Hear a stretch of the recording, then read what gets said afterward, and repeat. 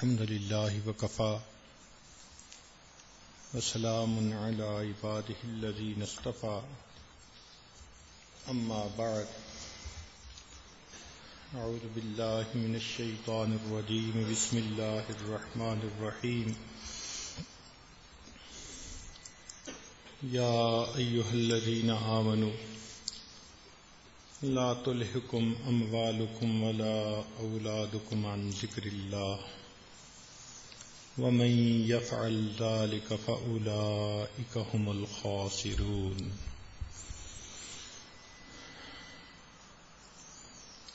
سبحان ربك رب العزة عما يصفون وسلام على المرسلين والحمد لله رب العالمين اللهم صل على سيدنا محمد وعلى آل سيدنا محمد وبارك وسلم اللهم صل على سيدنا محمد وعلى آل سيدنا محمد وبارك وسلم اللهم صل على سيدنا محمد وعلى آل سيدنا محمد وبارك وسلم۔ اے ایمان والو، تمہیں تمہارے مال اور اولادیں اللہ رب العزت کے ذکر سے غافل نہ کر دیں۔ اس آیت مبارکہ میں دو چیزوں کا تذکرہ کیا گیا، ایک مال اور دوسری اولاد، جو اللہ رب العزت کی یاد سے غفلت کا سبب بنتی ہے۔ فرمایا اگر تم غافل ہو گئے فَأُولَئِكَ هُمُ الْخَاسِرُونَ، پس وہ خسارہ پانے والے، نقصان اٹھانے والے۔ مال اللہ رب العزت کی ایک نعمت ہے جس کو ہمیں صحیح استعمال کرنا سیکھنا ہے۔ دو طبقے ہیں، بعض مال کے اتنے شیدائی کہ دین کو چھوڑ بیٹھتے ہیں اس کے پیچھے، اور بعض مال کے اتنے مخالف کہ کام چھوڑ کے بیٹھ جاتے ہیں۔ دونوں ٹھیک نہیں، کام بھی کرنا ہے اور جو مال اللہ تعالی دے اس کو اللہ کے لیے استعمال کرنا ہے۔ توجہ طلب بات ہے کہ اللہ رب العزت نے مال کے لیے قرآن میں دو لفظ استعمال کیے۔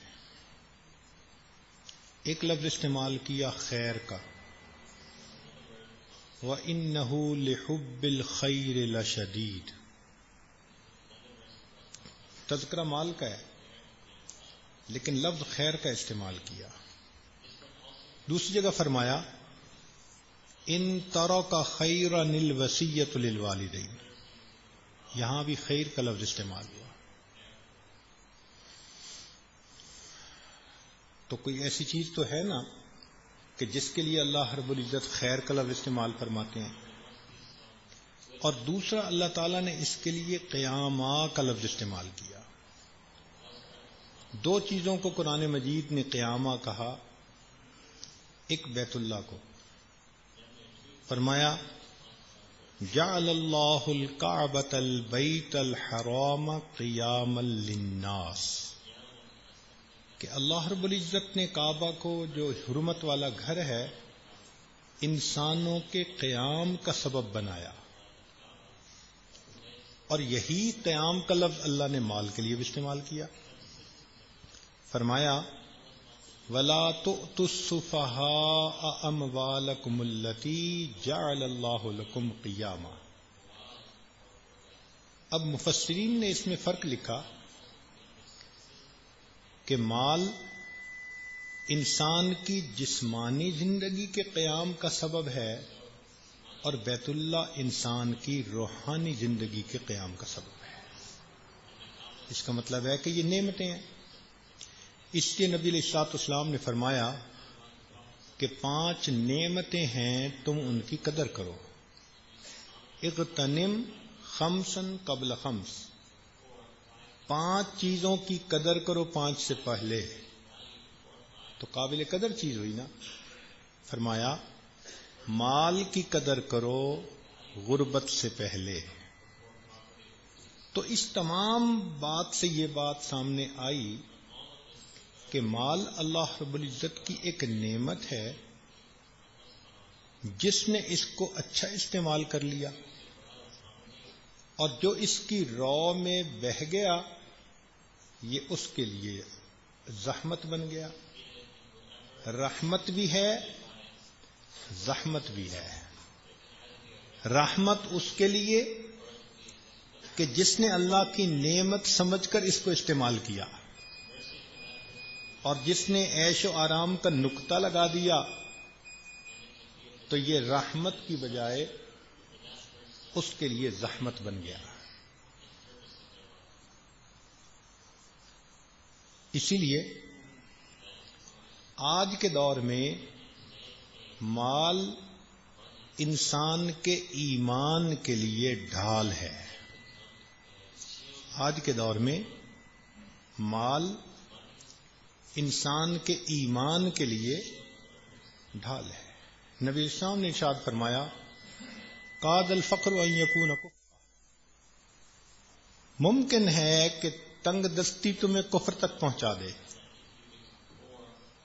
خاوند کام نہ کرے تو ذرا اس کی بیوی کی باتیں سنا کرے وہ کیا بولتی ہے. اس کے سامنے شریعت کی نام لو تو وہ شریعت کے بھی خلاف بولے گی. تو تنگ دستی کو ہر بندہ برداشت نہیں کر سکتا، کیونکہ اس سے کفر میں پڑنے کا اندیشہ تھا. اس لیے اللہ کے پیارے حبیب صلی اللہ علیہ وسلم نے فرمایا کہ تم اس کی قدر کرو. اسی لیے مال کو ایک دم ہی سب لٹا دینا کہ انسان خود خالی اور کنگال ہو کے بیٹھ جائے، اس کو بھی منع کر دیا گیا.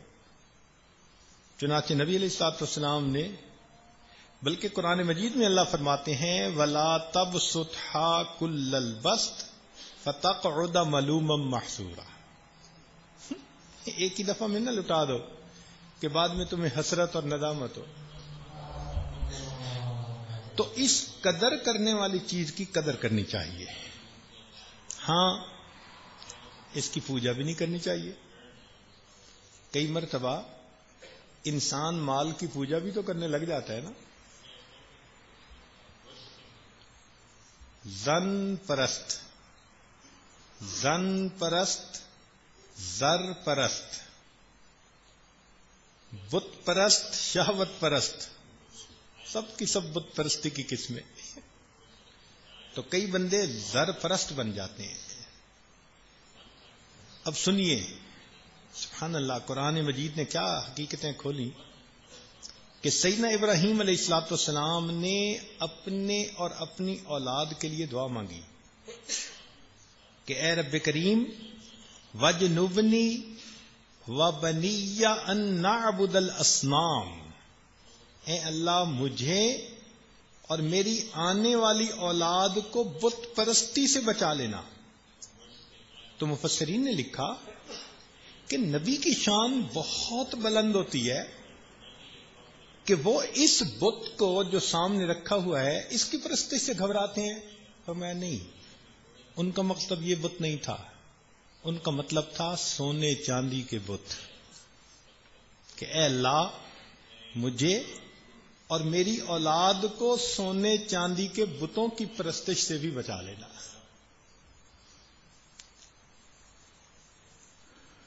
اس لیے سیدنا علی رضی اللہ تعالیٰ عنہ تہجد کے وقت محراب میں کھڑے ہو کر کہا کرتے تھے یا صفرا یا بیضا غر غیری، اے سونے، اے چاندی، میرے غیر کو دھوکہ دے، میں تیرے دھوکے میں آنے والا نہیں.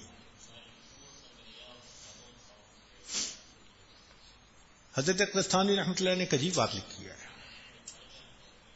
فرماتے ہیں کہ عوام الناس کے نزدیک صحابہ کرام کی بہت بڑی کرامت یہ ہے کہ انہوں نے اپنے گھوڑے دریا میں ڈال دیے اور دریا سے محفوظ اپنے گھوڑے نکال کر لے گئے، مگر اہل علم کے نزدیک یہ اتنی بڑی کرامت نہیں ہے۔ فرماتے ہیں کہ اہل علم کے نزدیک بڑی کرامت ان کی یہ ہے کہ جب فتوحات کا سلسلہ چلا اور اللہ نے ان کے سامنے سونے چاندی کے دریا بہا دیے، وہ اس سونے چاندی کے دریا سے اپنے ایمان کی کشتی کو سلامت بچا کر نکل گئے۔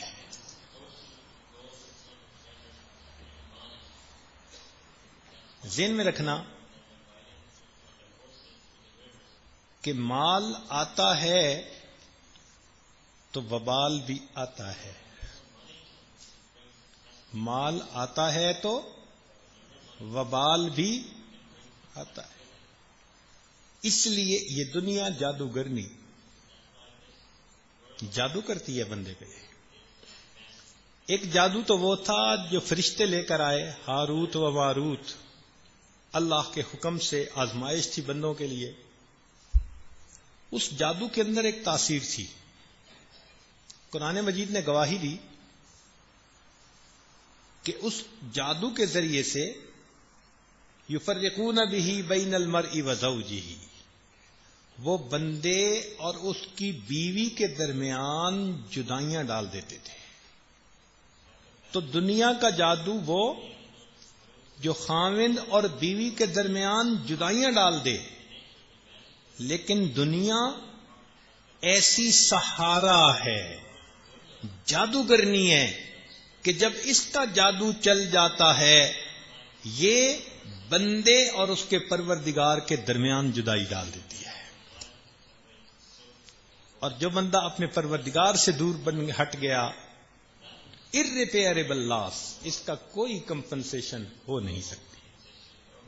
لِكُلِّ شَيْءٍ إِذَا فَارَقْتَهُ عِوَضٌ، اے دوست تو کسی چیز سے بھی جدا ہو تو تیرے لیے کوئی بدل موجود ہے۔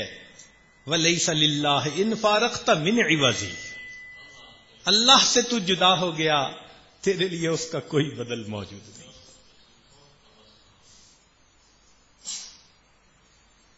اس لیے ہمارے بزرگوں نے ایک بات کہی،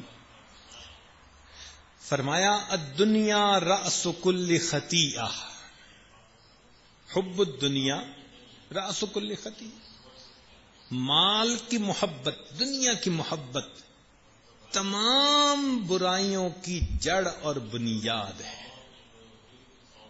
باقی ساری برائیاں اس سے آگے جنم لیتی ہیں۔ حب الدنیا رأس کل خطیئہ، دنیا کی محبت تمام برائیوں کی بنیاد اور جڑ ہے۔ وَتَرَكُهَا مِفْتَاحُ كُلِّ فَضِیلَہ، اور اس کا ترک کر دینا یہ ہر فضیلت کی کنجی ہے۔ دنیا کا بھی کیا حال ہے، اللہ اکبر۔ حرامها عذاب، اگر حرام طریقے سے ملی تو عذاب ہے، وحلالها حساب، حلال طریقے سے بھی پالی تو حساب پھر بھی دینا پڑے گا۔ اللہ اکبر کبیرہ۔ اس لیے اس مال کی کیفیت کو سمجھنے کی ضرورت ہے۔ دیکھیں اس کی مثال پانی کی مانند ہے۔ ایک آدمی اگر کشتی چلانا چاہتا ہو تو وہ ریت پہ تو نہیں چلے گی، کہاں چلے گی؟ پانی میں۔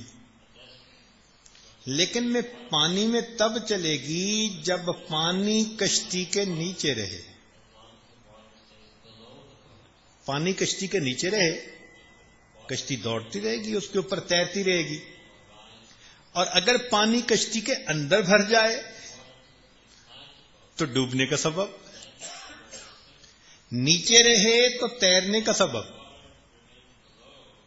اندر بھر جائے تو ڈوبنے کا سبب۔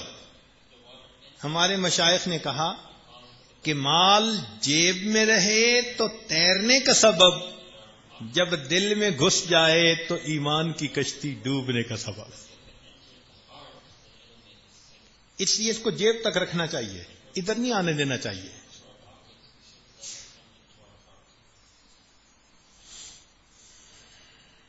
مرغابی پانی پہ بیٹھتی ہے، اپنا وقت گزارتی ہے، لیکن عجیب بات ہے کہ جب شکاری اس کو شکار کرنا چاہتا ہے وہ فوراً اڑ جاتی ہے۔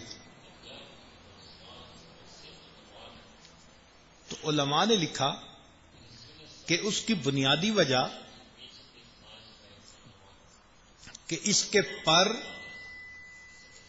اللہ رب العزت نے ایسے بنائے ہوتے ہیں کہ وہ پانی میں تر نہیں ہوتے، جیسے آئلی چیز ہوتی ہے نا کوئی کہ پانی میں تر نہیں ہوتی، اسی طرح اللہ تعالیٰ نے اس کے پر ایسے بنائے ہیں کہ پانی پہ بیٹھتی ہے مگر اپنے پروں کو پانی میں تر نہیں ہونے دیتی، چونکہ پر خشک ہوتے ہیں۔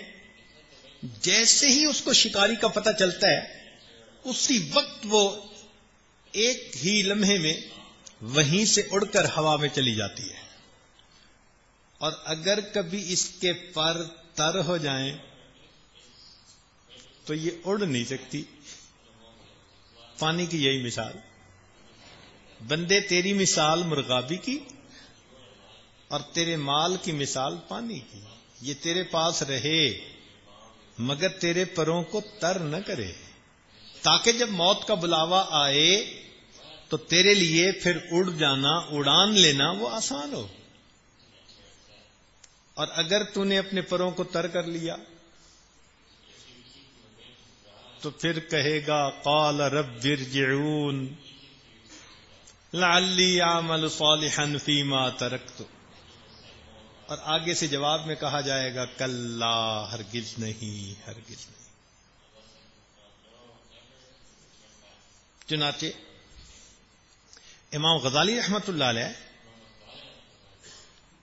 اس چیز کو بڑی تفصیل کے ساتھ لکھتے ہیں کہ جب بندے کے پاس مال آتا ہے تو بندے کے پاس ساتھ وبال بھی آتا ہے۔ تو انہوں نے وبال لکھا کہ کیا وبال ہوتا ہے، فرماتے ہیں کہ سب سے پہلا وبال مال کا یہ ہے کہ بندے کے لیے معصیت کرنی آسان ہو جاتی ہے۔ جو بھی مالدار ہے اس کے لیے گناہ کرنا بہت آسان، خود کرنا چاہے تو گناہ کے مواقع موجود ہیں، پیسہ جو ہوا، اور کئی مرتبہ لوگ پیچھے لگ جاتے ہیں اور ان کو گناہوں میں گھسیٹ لیتے ہیں۔ شیطان کے نمائندے بھی تو ہوتے ہیں نا، کہیں مرد لگ گیا تو وہ لے کے کلب میں چلا گیا، کہیں عورت لگ گئی تو اس نے گھر برباد کر دیا۔ تو جس کے پاس مال ہے وہ تھریٹ میں تو ہر وقت ہی ہے نا۔ تو فرمایا کہ سب سے پہلا وبال کیا کہ جس بندے کے پاس مال ہوتا ہے معصیت کا دروازہ کھولنا اس کے لیے بہت آسان۔ نفس کہتا ہے سفر پہ جا رہے ہو بزنس کے لیے، فلاں جگہ جا کر رہو گے، وہ تو ہے ہی 7 اسٹار ہوٹل، بڑی سیکریسی ہے، تمہارے کمرے میں مہمان آ جائیں گے، نہ بیوی کو پتا نہ کسی اور کو، اپنا وقت گزارو، اور لگے گا بھی کیا، وہ کچھ نظر ہی نہیں آتا کہ اتنا کچھ میرے پاس ہے۔ تو گناہ شیطان آسان کر کے پیش کر دیتا ہے، اس لیے بندہ ہر وقت خطرے میں، کہیں اپنا نفس گناہ میں اس کو کھینچتا ہے اور کہیں خود نہ بھی کھینچنا چاہے تو دوسرے لوگ اس کو گناہ کا موقع مہیا کر دیتے ہیں۔ کئی دوستی ایسے بن جاتے ہیں، وہ اس کو پتہ نہیں کس کس جگہ کا راستہ دکھا دیتے ہیں۔ تو گناہ کے جو وبال ہیں ان میں سب سے پہلا وبال کہ بندے کے لیے معصیت کا دروازہ کھلنا بہت آسان ہوتا ہے.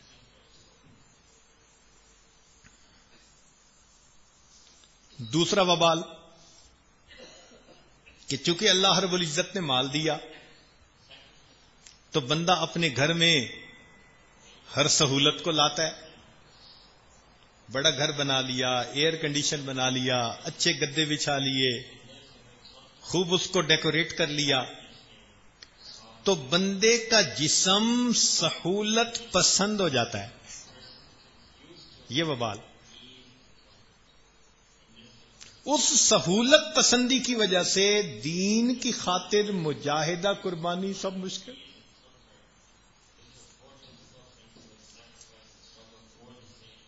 جسمی سہولت پسند ہے، اس کو نظر آتا ہے جی حج پہ تو بڑا ہی مجاہدہ ہے، جی نہیں ہو سکتا ہم سے. اس کو یورپ جانا مجاہدہ نظر نہیں آتا، حج مجاہدہ نظر آتا ہے. جسم سہولت پسند جو ہو گیا مشکل نظر آتی ہے. اب جب جسم سہولت پسند ہو گیا تو پھر دنیا ہی میں اس کو جنت بنی ہوتی ہے. گاڑی بھی ایسی، دفتر بھی ایسا، گھر بھی ایسا، پھر بیوی بھی دل لبھانے والی لے لی، تو اس کا گھر اس کی چھوٹی سی جنت بنی ہوتی ہے. تیسرا وبال یہ فرماتے ہیں کہ ایسے بندے کا مرنے کو دل نہیں چاہتا. اور باقی بات سمجھ میں آنے والی ہے. گھر بھی ہے، گھر والی بھی ہے، ہر نعمت ہے، کھانا پینا عیش آرام جو اللہ نے نعمت دنیا میں بنائی سب ہے. اب وہ جو چھوٹی سی جنت اس کی بن گئی، اس میں سے جاتے ہوئے دل کو ہول پڑتا ہے. دیکھو ہمارے بزرگوں نے کیسے اسپیل آؤٹ کر کے ایک ایک چیز بتائی. تو مال کا پہلا وبال معصیت کا راستہ آسان. دوسرا وبال انسان کا جسم سہولت پسند ہو جاتا ہے تو دین کے کام کرنے اس کو مشکل نظر آتے ہیں. کہو نا اس کو بھائی نکلو 3 دن کے لیے، اس کی جان نکلتی ہے.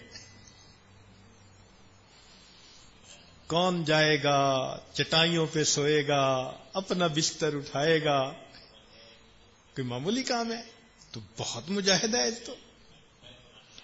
تو جسم سہولت پسند ہونے کی وجہ سے دین کے ایسے جو خیر کے کام ہیں ان سے بندہ محروم ہو جاتا ہے. ہاں اس کا یہ مطلب نہیں کہ جس کے پاس مال ہے سب ایسے ہیں. اللہ کے ایسے بندے بھی ہیں، اللہ رب العزت نے ان کو خوب دیا اور وہ اس کو دین کے لیے خرچ بھی کرتے ہیں اور اپنے جسم کو مشقتوں اور مجاہدوں میں بھی ڈالتے ہیں. مگر عمومی بات کی جاتی ہے، عام طور پر یہی دیکھا گیا، معصیت کا راستہ آسان، بدن سہولت پسند، لہذا دین کے کام کرنے میں مشکل آ جاتی ہے. اور تیسرا کہ انسان کو چونکہ ایک جنت نما چیز مل جاتی ہے، ہر چیز اپنی من مرضی سے پوری کی، تو اس چھوٹی سی جنت سے نکلنے کو دل نہیں کرتا. پھر موت کے نام سے گھبراہٹ شروع ہو جاتی ہے، دل گھبراتا ہے، یہ کیا نام لیا. اور چوتھی بات امام غزالی رحمت اللہ علیہ فرماتے ہیں کہ جب مال آتا ہے تو پھر بندے کے دل میں سٹیٹس حاصل کرنے کی خواہش بھی جنم لیتی ہے. کہیں سیاست میں آ گئے، کہیں چیئرمین بن گئے، کچھ نہ کچھ نمایاں ہونے کو دل چاہتا ہے. سیاست میں تو حب جا اس کے اندر آ جاتی ہے، یا بادشاہ بنتا ہے یا پھر بادشاہ گر بنا کرتا ہے. پیچھے بیٹھ کے سیاست کچھ نہ کچھ کرتا ضرور ہے. اور پانچویں چیز فرمایا کہ اگر کوئی ان تمام چیزوں سے اپنے آپ کو بچا بھی لے تو آخری وبال یہ کہ اس میں دل بندے کا اٹکا ضرور رہتا ہے. اب میں نے اپنی فیکٹری کو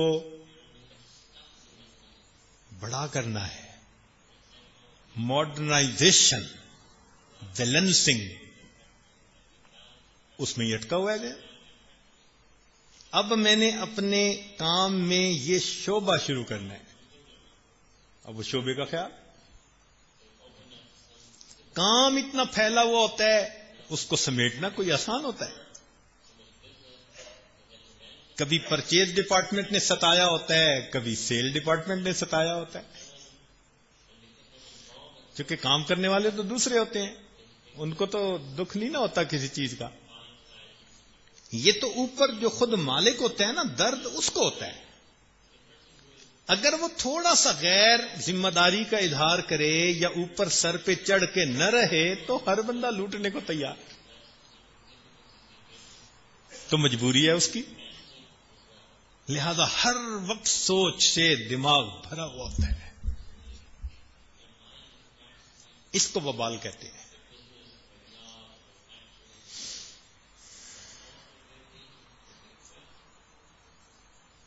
اس لیے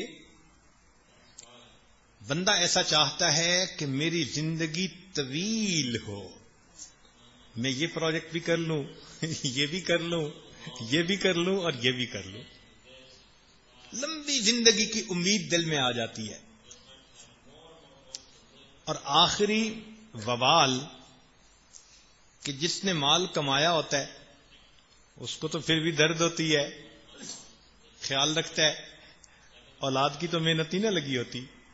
اولاد کو وہ مفت میں ملتا ہے، وہ ایزی لیتی ہے. تو اولاد عام طور پر بگڑنا ان کا آسان ہو جاتا ہے. یہ بہت بڑا وبال ہے اس کا.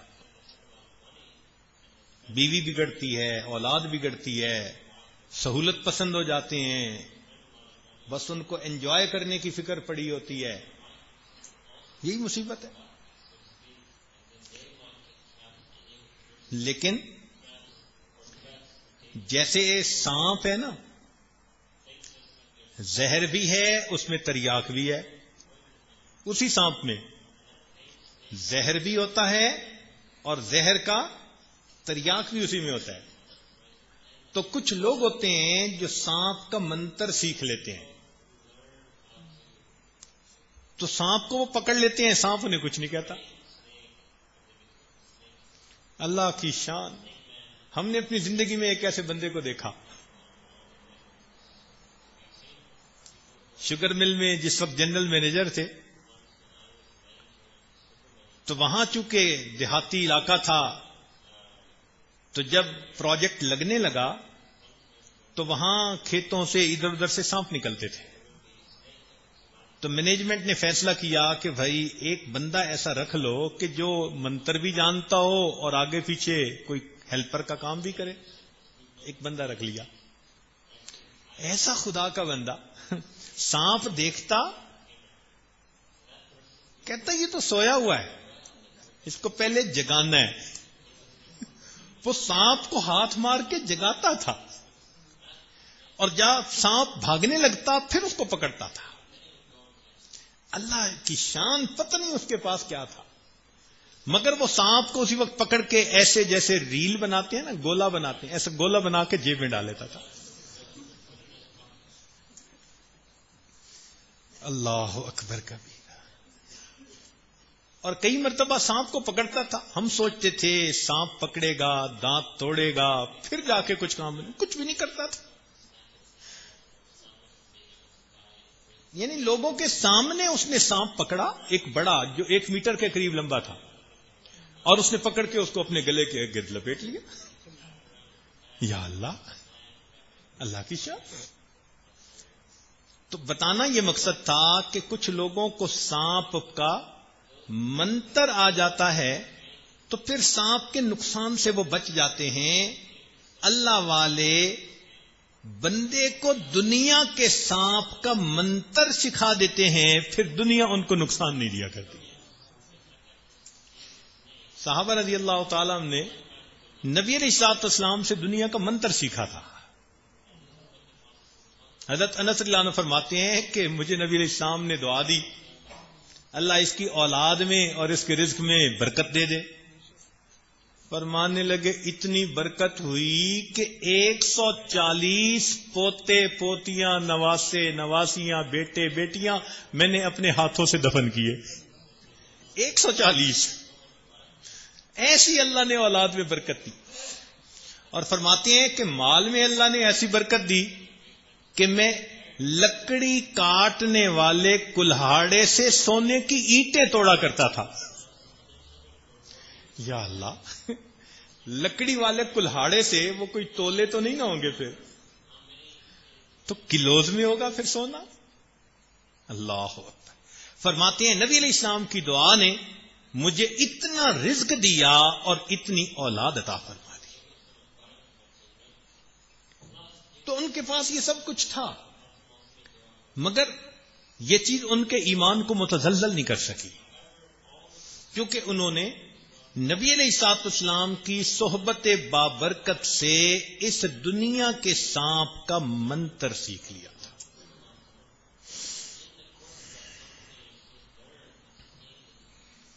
لہذا اللہ رب العزت جس کو یہ نعمت دے اس کو چاہیے کہ اپنے آپ کو اس سے بچا کے رکھے، کہیں یہ سانپ ڈس نہ لے، محتاط رہے.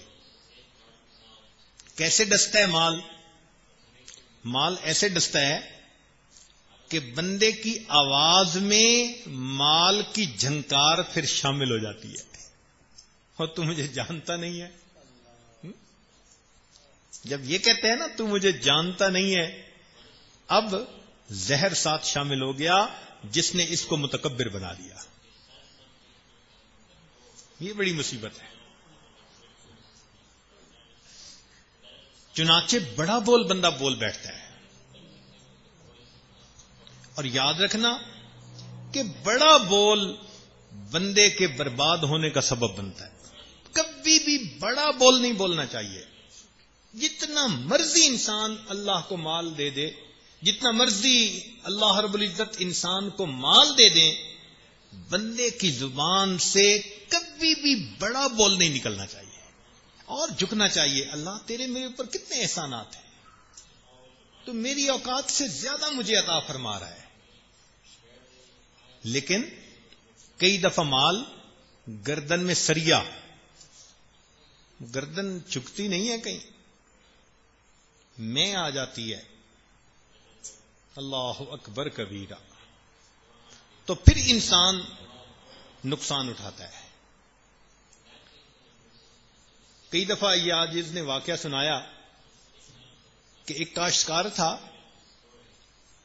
جس کی اتنی ایگریکلچر لینڈ تھی کہ اس کی زمین میں کئی ریلوے اسٹیشن لگا کرتے تھے. پہلا ریلوے اسٹیشن اس کی زمین میں، پھر گاڑی چلتی تھی اور جہاں رکتی تھی تو دوسرا ریلوے اسٹیشن بھی اس کی زمین میں، اور پھر چلتی تھی تو تیسرا ریلوے اسٹیشن بھی اس کی زمین میں. کتنا بڑا لینڈ لاٹ ہوگا بھائی، اربوں پتی. شہر کے چوک میں کھڑا آئس کریم کھا رہا ہے. دوست سے بات چیت کی، کل کہاں تھے؟ اس نے کہا بس میں پریشان تھا، کچھ کاروبار چل نہیں رہا، مسئلہ ہے میرا. تو جب اس نے کہا نا چل نہیں رہا، تو اس میں عجب، تکبر. کہنے لگا یار کیا مسئلہ ہے تمہارا، ہر وقت پریشان رہتے ہو، آئے گا کہاں سے؟ اور مجھے دیکھو، میں ہر وقت پریشان رہتا ہوں، لگاؤں گا کہاں پہ؟ بات سمجھ رہے ہیں نا؟ میں ہر وقت پریشان رہتا ہوں، لگاؤں گا کہاں؟ میری تو 40 نسلوں کو پرواہ نہیں. اللہ رب العزت کو اس بندے کا بڑا بول ناپسند آیا. ایک بیماری میں مبتلا ہوا, 6-8 مہینے کے بعد دنیا سے چلتا بنا. ایک ہی اس کا بیٹا تھا, عمر 18 سال. وہ اس کے تمام مال کا وارث بن گیا. اب جب اس کو اتنی دولت مل گئی تو جیسے میں نے بتایا نا کہ پھر گناہ کی طرف گھسیٹنے والے بھی چپک جاتے ہیں. 18 سال عمر تھی, اس کو کسی نے نوجوانی کا راستہ دکھا دیا, انجوائے کرو بھائی. اس کام میں پڑ گیا, عیاشی میں. ہر دوسرے دن نیا مہمان اس کے پاس آ رہا ہے. پیسہ لٹانا شروع کر دیا اور جوانی بھی لٹانی شروع کر دی, پرواہ ہی نہیں. حتیٰ کہ کرتے کرتے بالآخر اس کو پینے پلانے کا چسکا بھی کسی نے ڈال دیا, کیونکہ عیاشی بالآخر نشے تک انسان کو لے کے جاتی ہے. اب شراب اور شباب دونوں کام. چند سال گزرے, باپ کا پیسہ لٹا رہا ہے خوب. کسی نے اس کو بیرون ملک کا دروازہ دکھایا, اور تمہیں کلب لے کے چلتے ہیں. وہاں تو دنیا ہی اور تھی. اب اس کی عادت بن گئی. یہ ہر 2-4 مہینے کے بعد 1 مہینہ کے لیے جاتا اور لاکھوں روپیہ وہاں لٹا کے واپس آتا.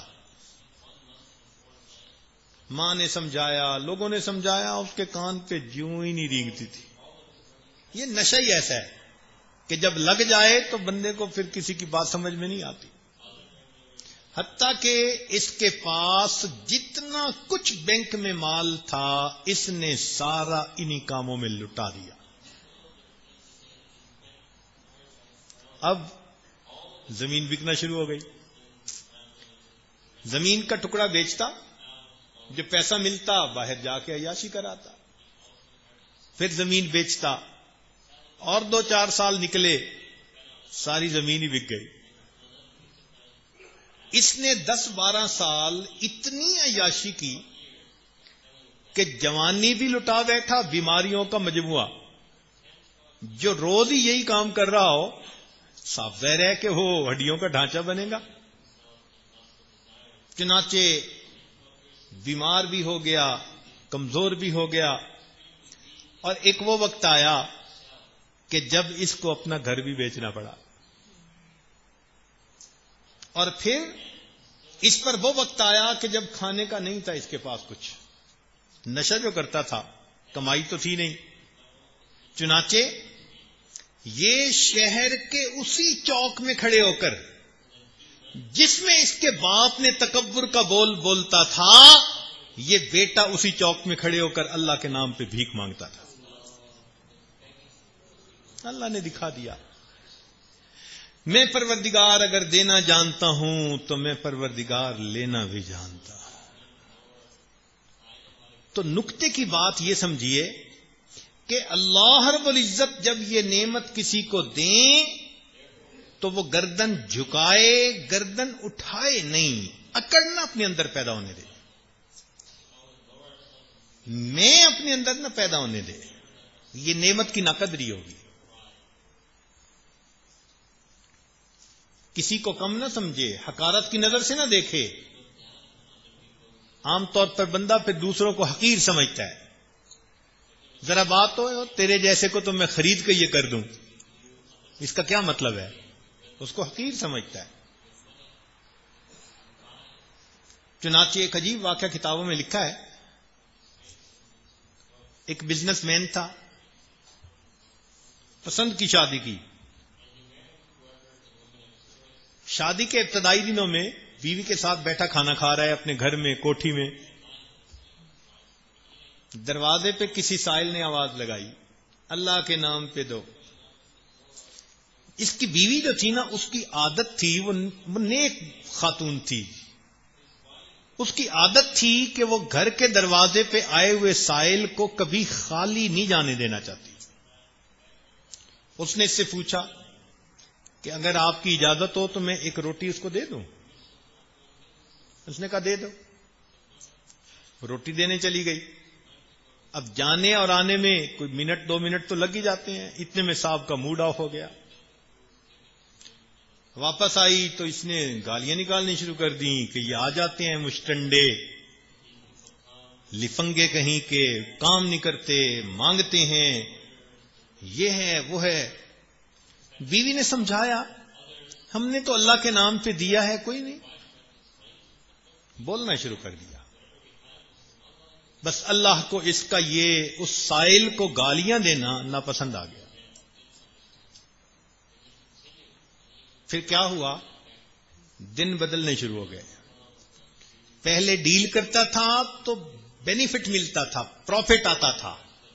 اب جو ڈیل کرتے ہیں اسی میں لاس. ایک ڈیل، دوسری ڈیل، تیسری ڈیل، کاروبار گھاٹے میں جانا شروع ہو گیا. کچھ عرصے کے بعد ایسا وقت آیا کہ لینے کی بجائے الٹا دینے والا بن گیا. ایک وقت تھا لاکھوں لینے تھے اور آج وقت آ گیا کہ لاکھوں دینے پڑ گئے. لینے والوں نے جب اس کو ٹائٹ کیا، گھر بھی بیچنا پڑا. حتیٰ کہ اس نے فرسٹریشن کے اندر آ کر ایک دن اپنی بیوی کو بھی طلاق دے دی. وہ اپنے والدین کے گھر آ گئی، وہاں رہی. خوبصورت نیک نوجوان لڑکی تھی. اس کو 2-3 سال اپنے ماں باپ کے گھر رہنا پڑا. اچانک اس کے لیے پھر کہیں سے رشتہ آیا. یہ بندہ بھی بزنس مین تھا اور اچھے بڑے گھر میں رہتا تھا، آسودہ حال تھا. ماں باپ نے دیکھا کہ بھئی بہت اچھا رشتہ ہے، انہوں نے اس کا نکاح ثانی کر دیا، شادی کر دی. یہ اپنے نئے خاوند کے پاس آ گئی. شادی کے ابتدائی دنوں میں خاوند کے پاس بیٹھی کھانا کھا رہی تھی. پھر دروازے پہ سائل آیا. اللہ کے نام پر اس نے اپنے اس خاوند سے پھر پوچھا کہ اگر آپ اجازت دیں تو ایک روٹی میں دے دوں. اس نے کہا دے دو. یہ روٹی دینے گئی. جب کواڑ کھول کے دینے لگی تو اس نے چیخ ماری. خاوند بھاگا، کیا ہوا میری بیوی کو؟ جب گیا تو دیکھا اس کا رنگ پیلا، پسینہ آیا ہوا، ٹھنڈا جسم. اس نے پوچھا کیا ہوا؟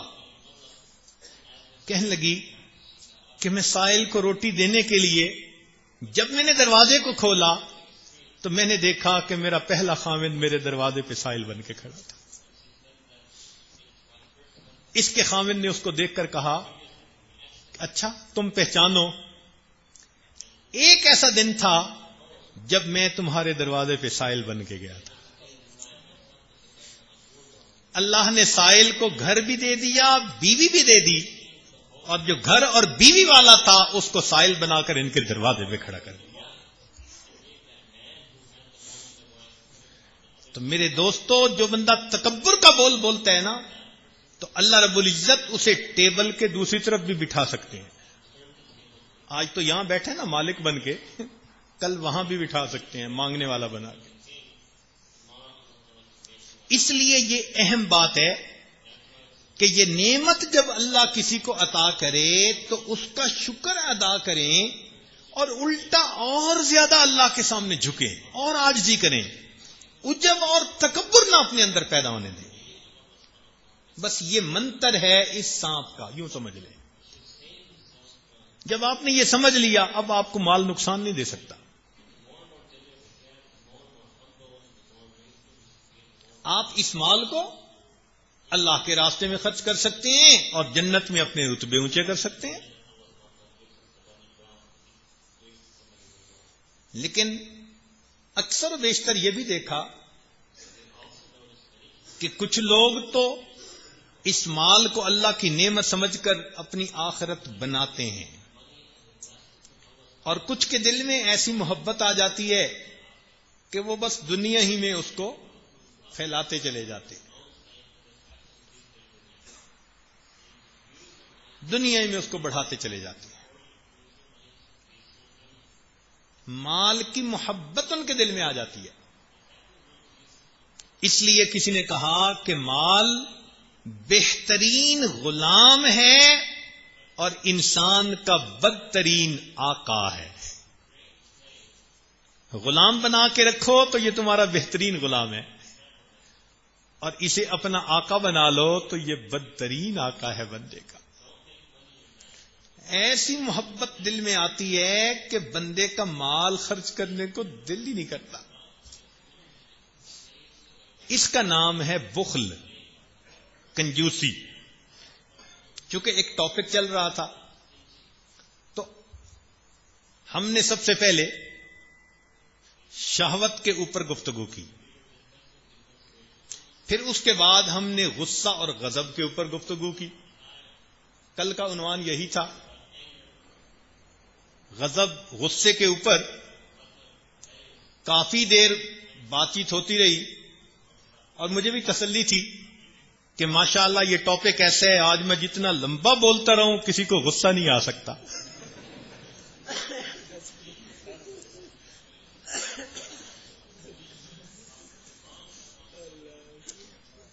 اور آج کا عنوان بخل.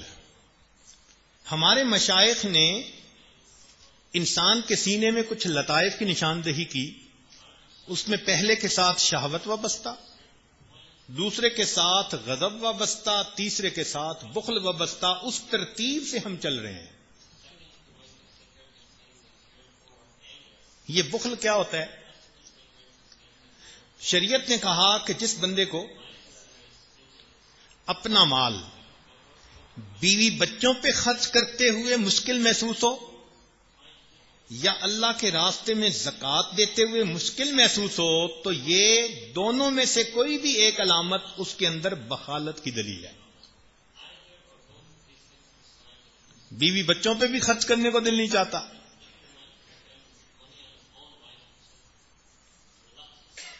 اور زکوٰۃ دیتے ہوئے بھی دل گھبراتا ہے. تو حقوق العباد حقوق اللہ دونوں کو سامنے رکھا انہوں نے. چنانچہ جس کو اللہ نعمت دے تو وہ جائز لمٹ میں اپنے اہل خانہ پر ضرور خرچ کرے. جائز لمٹ میں اپنے اہل خانہ کے اوپر ضرور خرچ کرے، کیونکہ اللہ رب العزت نے ارشاد فرمایا خیرکم، نبی علیہ السلام نے ارشاد فرمایا خیرکم خیرکم لأہلہ، تم میں سے سب سے بہتر وہ ہے جو تم میں سے اپنے اہل خانہ کے لیے بہتر ہے. اور نبی علیہ السلام نے یہ بھی فرما دیا کہ آدمی جو خرچ کرتا ہے دین کے لیے وہ صدقہ ہوتا ہے، جو اپنے اہل خانہ پر خرچ کرتا ہے وہ اس کے لیے بہترین صدقہ ہوتا ہے. تو اہل خانہ پر انسان خرچ کرے جو ضرورت کے مطابق ہے.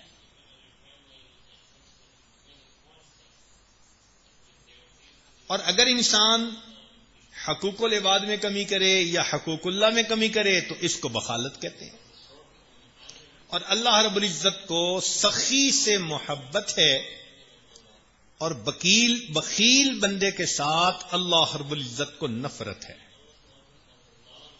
چنانچہ اللہ تعالی ارشاد فرماتے ہیں وَمَن یُوقَ شُحَّ نَفْسِهِ فَأُولَٰئِکَ هُمُ الْمُفْلِحُونَ. شح کہتے ہیں بخل کو. نفس کے اندر بخل ہوتا ہے، کنجوسی ہوتی ہے. اللہ تعالیٰ فرماتے ہیں کہ جو اس سے بچ گیا یہ یقیناً فلاح پانے والا بندہ ہے. اور سنیے قرآن عظیم الشان، اللہ تعالیٰ ارشاد فرماتے ہیں وَلَا يَحْسَبَنَّ الَّذِينَ يَبْخَلُونَ بِمَا آتَاهُمُ اللَّهُ مِنْ فَضْلِهِ هُوَ خَيْرٌ. کہ کنجوس لوگ یہ مت سمجھیں کہ جو ان کو اللہ نے دیا ان کے لیے خیر ہے، بل هُوَ شَرٌّ لَّهُمْ، یہ ان کے لیے شر ہے. سَيُطَوَّقُونَ بِمَا بَخِلُوا بِهِ يَوْمَ الْقِيَامَةِ، ہم قیامت کے دن اس کی زنجیریں بنا کر اس بندے کو باندھ کر جہنم کے اندر ڈالیں گے. قرآن. اللہ اکبر. تو آدمی اگر بخالت کر کے سوچتا ہے کہ میرا بینک بیلنس بڑھ رہا ہے تو اللہ فرماتے ہیں کہ یہ مت سوچو کہ خیر ہے، یہ تمہارے لیے اب شر ہے، بل ہوا شر لہم، یہ ان کے لیے شر ہے، اور اسی کا توق بنا کر ہم اسی میں جکڑ کر ان کو جہنم کے اندر ڈالیں گے۔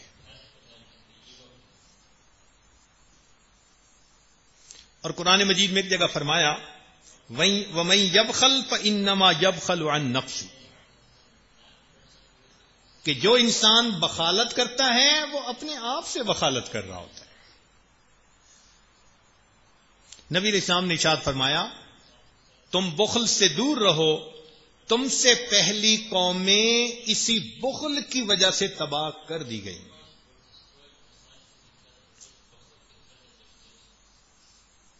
چنانچہ ابلیس کہتا ہے کہ سخی سے مجھے دشمنی ہے اور بخیل میرا پکا یار ہے۔ اور بخالت کے بارے میں ایک حدیث پاک، اللہ اکبر کبیرہ، حدیث پاک میں ہے نبی علیہ السلام نے ارشاد فرمایا کہ اللہ رب العزت نے قسم کھا کر فرمایا کہ میں بخیل کو کبھی اپنی جنت میں داخل نہیں ہونے دوں گا۔ قسم کھا کر فرمایا کہ میں بخیل کو اپنی جنت میں داخل نہیں ہونے دوں گا۔ تو اللہ تعالیٰ کو بخالت سے کتنی زیادہ نفرت ہے، اس کے بدلے سخاوت اللہ تعالیٰ اس کو پسند فرماتے ہیں، مگر سخاوت کا مطلب فضول خرچی بھی نہیں، وہ بھی شیطان کا بھائی بن جاتا ہے بندہ۔ تو شریعت نے اعتدال کی زندگی بتائی، اعتدال کی زندگی گزاریں گے تو اللہ رب العزت کی نعمت کی یہ قدردانی ہوگی۔ اور یہ ذہن میں رکھیں کہ انسان کو جب اللہ رب العزت مال دیں، حرام سے اپنے آپ کو بچانے کی کوشش کرے، اس لیے کہ جو مقدر میں ہے اس نے آ کے رہنا ہے، جو مرضی ہو جائے مل کے رہتا ہے۔ ایک صاحب ڈھاکہ میں رہتے تھے، جب ملک کی پارٹیشن کا مسئلہ ہوا تو ان کو اچانک فلائٹ لے کر کراچی آنا پڑا۔ ان کی بیوی کے سر کے اوپر فقط دوپٹہ تھا، کچھ نہیں تھا جو لے کر آئے، اور کتنے مالدار تھے کہ وہاں ان کے ملک کے اندر کئی درجن پیٹرول سٹیشن، گیس سٹیشن تھے۔ ان کے پاس مال اتنا تھا، اس زمانے میں شاید 8 روپے کا ڈالر تھا۔ اس زمانے میں ان کا ایک اکاؤنٹنٹ ان کے 2 لاکھ روپے لے کر بھاگ گیا، 2 لاکھ روپے لے کر بھاگ گیا، اور 4-6 مہینے کے بعد ان کو ضائع کر کے آنسو بہاتا ہوا آ گیا، غلطی ہو گئی فلاں ہے۔ انہوں نے معاف بھی کر دیا، نوکری پہ بحال بھی کر دیا، اتنا اللہ نے مال دیا تھا۔ اب ایسا بندہ جس کے پاس اتنا مال ہے، اچانک اپنی جان بچا کر فلائٹ لے کر وہ اس حال میں کراچی اتر رہا ہے کہ فقط بیوی کے سر پہ دوپٹہ، کچھ ان دونوں کے پاس نہیں تھا۔ ان کے ایک بڑے بھائی یہاں رہتے تھے، ان کے گھر آ گئے۔ اب بینکوں میں جو ملین بلین پیسے تھے وہ سارے کے سارے وہیں رہ گئے۔ بہت بڑا صدمہ، اتنا بڑا شوق ان کو ملا، قریب تھا کہ نروس بریک ڈاؤن ہو جاتا۔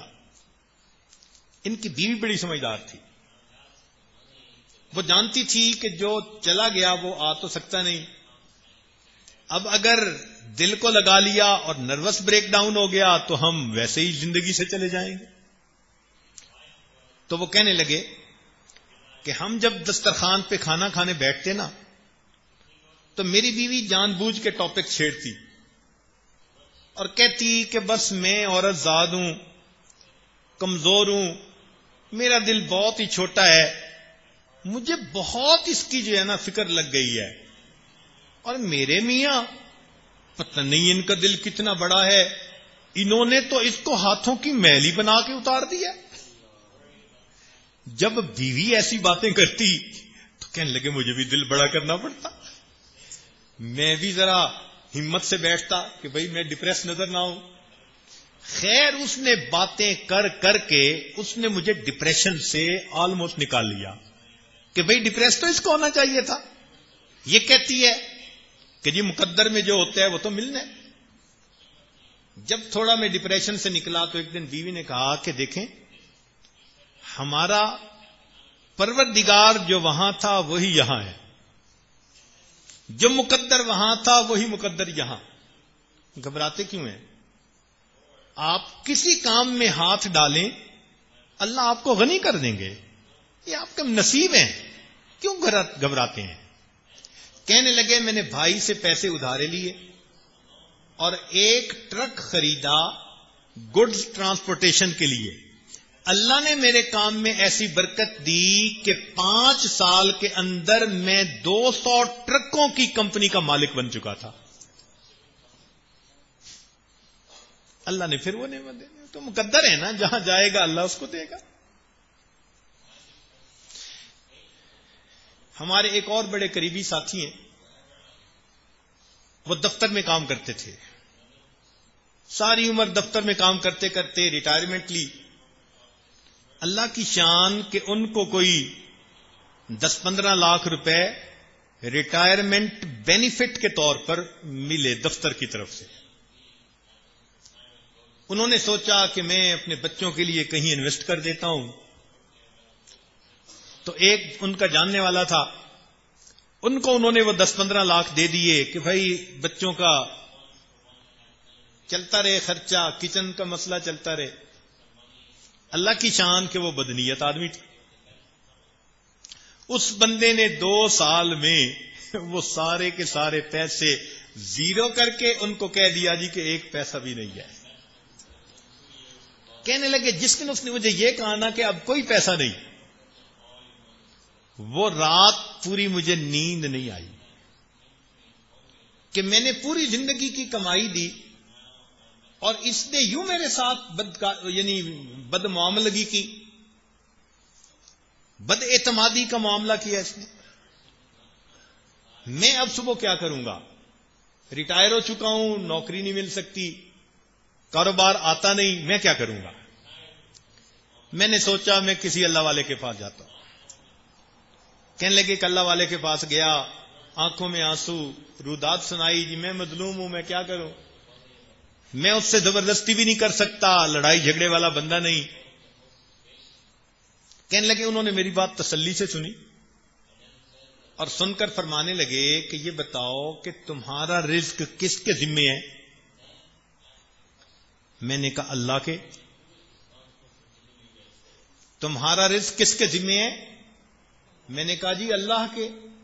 وما من دابۃ فی الارض الا علی اللہ رزقها، جو بھی زمین میں جاندار ہے اس کا رزق اللہ کے ذمے ہے. کہنے لگے انہوں نے دوسرا کوسچن پوچھا کہ یہ بتاؤ کہ تمہارا رزق زمین میں ہے یا آسمان میں ہے؟ یہ کوسچن تھوڑا مشکل تھا. میں نے کہا حضرت آپ بتائیں. کہنے لگے قرآن پاک کہہ رہا ہے وَفِي السَّمَاءِ رِزْقُكُمْ، لوگو تمہارا رزق آسمانوں میں ہے، خزانے ہمارے پاس آسمانوں میں ہیں، ہم وہاں سے تمہارا رزق آہستہ آہستہ اتارتے ہیں. تو انہوں نے کہا کہ جب رزق آسمانوں میں تو تمہارا رزق تو وہاں پڑا ہوگا نا. جس نے تمہارے پیسے ضائع کیے دنیا کے ضائع کیے ہیں نا، جو اوپر تمہارا سرمایہ ہے وہ تو نہیں نے ضائع کیا. کہ نہیں. کہنے لگے قدم بڑھاؤ، ایک وعدہ کرو میرے ساتھ. میں نے کہا جی. کہنے لگا وعدہ یہ کرو کہ اے اللہ میں رزق کے حلال کے لیے قدم بڑھا رہا ہوں، میرے اوپر رحمت فرما، میں کسی بندے کے ساتھ زیادتی نہیں کروں گا، میرے ساتھ کوئی زیادتی کرے گا تو میں تیری رضا کے لیے اس کو معاف کر دوں گا. انہوں نے کہا کہ وہ پہلے کو بھی معاف کر دو، اللہ معافی کو پسند کرتے ہیں، اور اپنا کام کرو. خود وہ کہنے لگا کہ میں نے اپنا کام چند ہزار روپے سے شروع کیا، اللہ رب العزت نے میرا کام ایسا سمیٹ لیا، اس کی رحمت نے ایسا میرا ہاتھ پکڑ لیا کہ اگلے چند سالوں میں وہ آدمی کروڑوں روپے کی مالیت کا مالک بن چکا تھا۔ کہنے لگا اس وقت میں کروڑوں میں ڈیل کرتا ہوں اپنی۔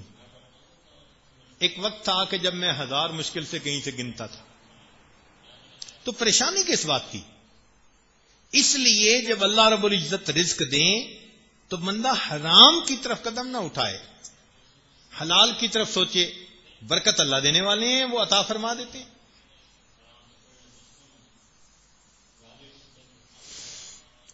اب ایک سوال پیدا ہوتا ہے کہ آخر یہ بخل کی بیماری اگر ہے تو کیا کرنا چاہیے؟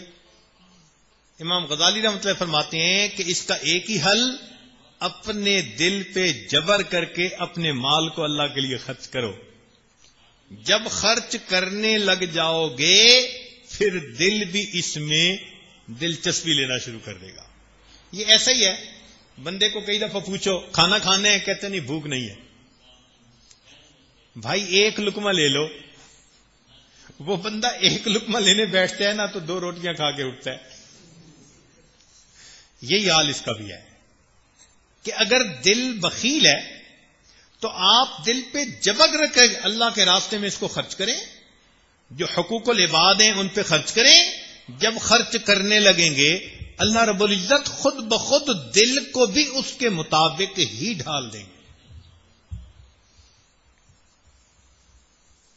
ہمارے اکابر میں اللہ رب العزت نے کئی لوگوں کو خوب مال سے نوازا۔ چند واقعات آپ کو ان کے بھی سنا دوں۔ سیدنا عثمان غنی رضی اللہ تعالی عنہ، اللہ رب العزت نے ان کو مال بھی خوب دیا اور انہوں نے اللہ کے لیے اس کو استعمال بھی خوب کیا۔ چنانچہ مشہور ہے کہ مدینہ طیبہ میں پانی کی کمی تھی، ایک کنواں تھا جو یہودی کا تھا اور وہ پانی بیچتا تھا۔ لوگوں کو بڑی تنگی تھی کہ کہاں سے پیسے لائیں پانی خریدنے کے لیے۔ عثمان غنی اللہ عنہ اس کے پاس گئے، بھائی کنواں بیچ دو۔ اس نے کہا میں کیوں بیچوں، مجھے تو پیسے ملتے ہیں، پانی بیچتا ہوں۔ بھائی منہ مانگی قیمت لے لو۔ اس نے کہا نہیں میرا بزنس ہے۔ عثمان غنی اللہ عنہ بھی بزنس مین تھے، فرمانے لگے کہ میں تجھے ایک مشورہ دیتا ہوں اگر تجھے اچھا لگے۔ کیا؟ فرمانے لگے کہ پوری قیمت جو تمہاری سمجھ میں آتی ہے وہ بھی لے لو اور آدھا پانی مجھے بیچ دو، آدھا آپ رکھ لو۔ اس نے سوچا ہاں یہ تو بہت اچھی بات ہے کہ پیسے بھی پورے مل گئے جو میں چاہتا ہوں، اور ایک دن میں نکالوں گا ایک دن یہ نکالیں گے، کوئی بات نہیں میں پھر بیچوں گا۔ لو جی عثمان غنی اللہ عنہ نے اس کو پیسے دے دیے اور ایک دن خود نکالنے لگے، ایک دن وہ نکالنے لگا۔ چند دن جب ہر چیز سیٹل ہو گئی تو عثمان غنی اللہ عنہ نے اعلان کروا دیا کہ میری باری کے دن جو پانی بھرے گا مفت پانی بھر کے لے جائے۔ اب لوگوں کو ایک دن پانی مفت ملنے لگا تو پیسے سے کون خریدے؟ سب لوگ مفت والے دن آ کے بھرتے اور دوسرے دن انتظار کر لیتے۔ چند دنوں میں یہودی کے پاس گاہکی کوئی نہیں۔ پھر وہ آیا کہ جی میں اپنا باقی آدھا حصہ بیچنے آیا ہوں۔ تو عثمان غنی اللہ عنہ نے اس کو کچھ اور پیسے دے کر وہ باقی بھی خرید لیا اور اللہ کے نبی صلی اللہ علیہ وسلم کی خدمت میں اللہ کے راستے میں مسلمانوں کے لیے وقف کر دیا۔ دیکھا یہ تھے جن کو اللہ نے عطا کیا تھا۔ عید کا دن ہے، نبی علیہ الصلوۃ والسلام عید پڑھنے کے لیے جا رہے ہیں۔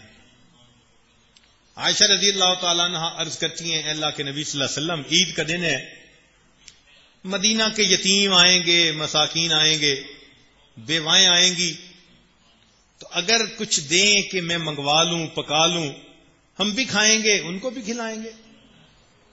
نبی علیہ السلام نے فرمایا عائشہ میرے جیب میں تو اس وقت کچھ نہیں ہے، میرے پاس تو کچھ نہیں ہے. خاموش ہو گئی. نبی علیہ السلام عید کے لیے تشریف لے گئے.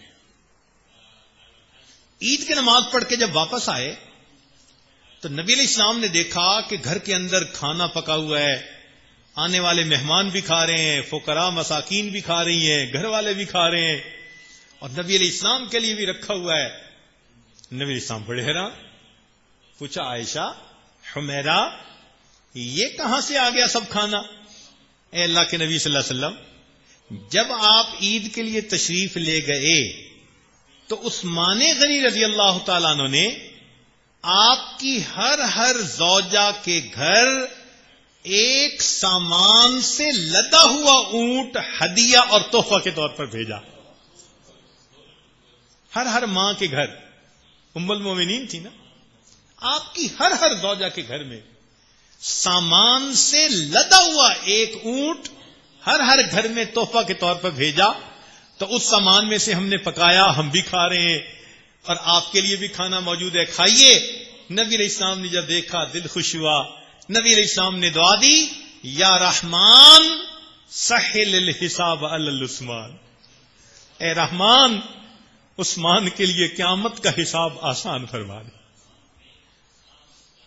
حدیث پاک میں آتا ہے جتنے مالدار اس امت میں ہوں گے ان میں سے سب سے زیادہ آسان حساب اللہ تعالیٰ عثمان غنی جلانو کا لیں گے.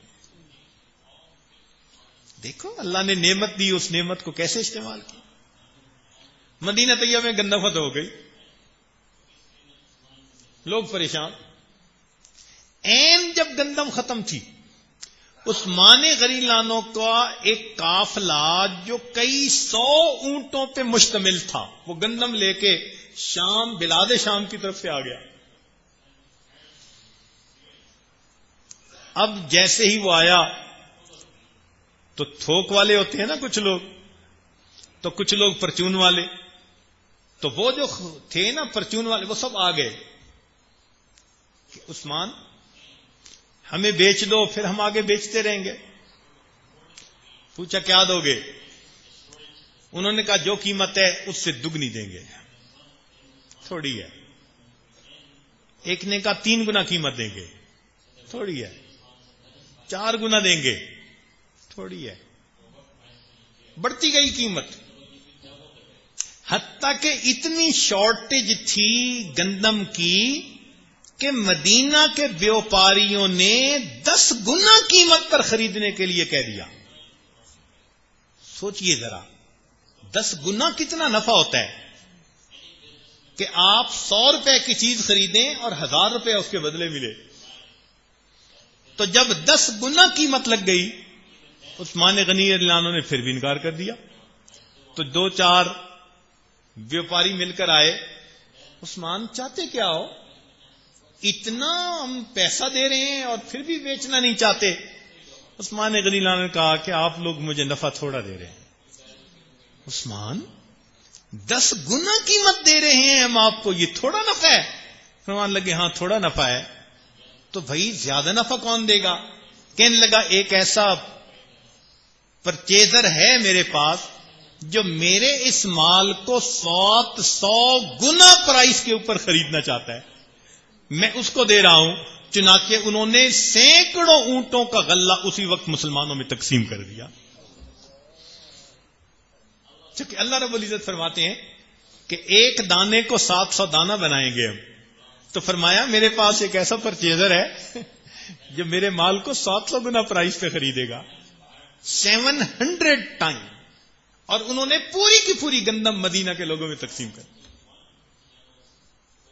تو اللہ رب العزت جن کو یہ نعمت دیتا ہے وہ اس نعمت کے ذریعے پھر اللہ کا قرب بھی پاتے ہیں اور جنت کے درجے بھی پاتے ہیں.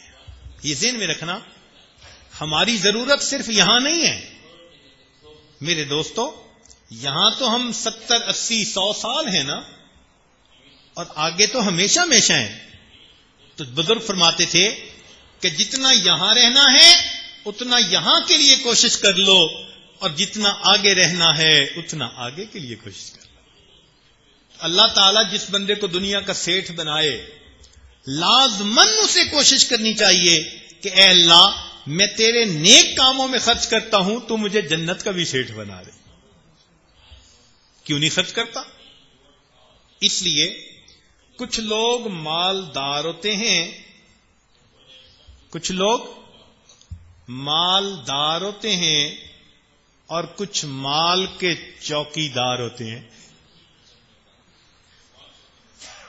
مالدار تو وہ ہوا کہ جس کو اللہ نے دیا بھی خوب اور وہ اللہ کے راستے میں خرچ بھی خوب کر رہا ہے، اللہ کی رضا کے لیے.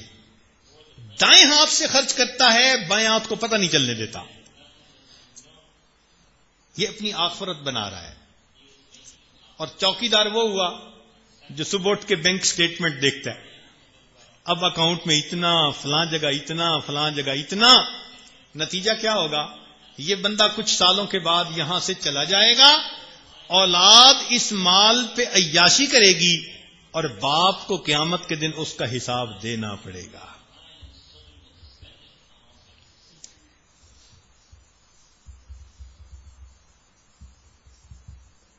اس لیے اللہ کے راستے میں خوب خرچ کریں.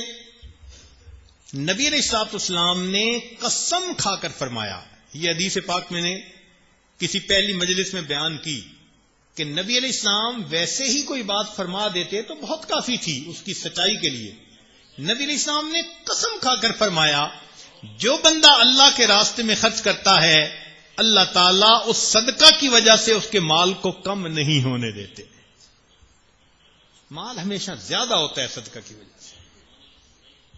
اس لیے نبی علیہ السلام فرماتے تھے، انفق بلالا ولا تخش من ذی العرش اقلالا. بلال خرچ کرو اور عرش والے سے تم کمی کی امید ڈر نہ کرو، کم نہیں ہونے دے گا. اس لیے اس کو انفاق فی سبیل اللہ. انفاق کیوں کہتے ہیں بھائی؟ عربی کا ایک لفظ ہے نفق. نفق کہتے ہیں ٹنل کو. تو یہ جو اللہ کے راستے میں بندہ خرچ کرتے ہیں نا، اس کے لیے انفاق کا لفظ ہے. ٹنل کیا مطلب؟ کہ ٹنل میں اگلے نکلتے ہیں پھر پیچھے آتے ہیں. سبحان اللہ، کیا کنسپٹ دیا. فرمایا نکالو گے تو اور بھیجیں گے، نہیں نکالو گے تو بھیجیں گے بھی نہیں.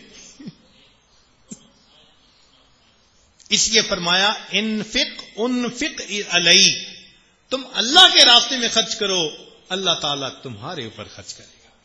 سنیے ایک حدیث میں اب بات کو سمیٹنا چاہ رہا ہوں. اللہ رب العزت نے ارشاد فرمایا، نبی علیہ السلام نے ارشاد فرمایا کہ اللہ کے کچھ بندے ایسے ہوتے ہیں جن کو اللہ رب العزت اس لیے رزق زیادہ دیتا ہے کہ وہ ان کے ذریعے سے اپنی مخلوق کو پہنچانا چاہتا ہے. یہ ڈاکیے ہوتے ہیں، اللہ ان کی ضرورت سے بہت زیادہ ان کو دے دیتا ہے. اگر یہ اس پیسے کو اللہ کی مخلوق تک، نیک کاموں تک پہنچاتے رہیں گے، اللہ ان کو برکت دیتے رہیں گے. جب یہ پہنچانا چھوڑ دیں گے، اللہ ان کی بجائے کسی اور کو اپنا ڈاکیا متعین فرما دے. تو معلوم ہوا کہ جب اللہ رب العزت زیادہ کسی کو یہ نعمت دیتا ہے تو ساری اس کی اپنے پیٹ کے لیے تو ہوتی نہیں، اس میں اوروں کا بھی حصہ ہوتا ہے. تو انسان اہل خانہ پر خرچ کرے، قریبی رشتہ داروں پر خرچ کرے، غرباء، مساکین، مساجد، مدارس، جو اللہ کے کام ہیں ان پر خرچ کرے اور اپنی آخرت کو بنائے. اللہ رب العزت ہمیں یہ نعمت عطا بھی فرمائے اور اس نعمت کو اپنی مرضی کے مطابق استعمال کرنے کی توفیق بھی عطا فرمائے. وآخر دعوانا ان الحمد للہ رب العالمین.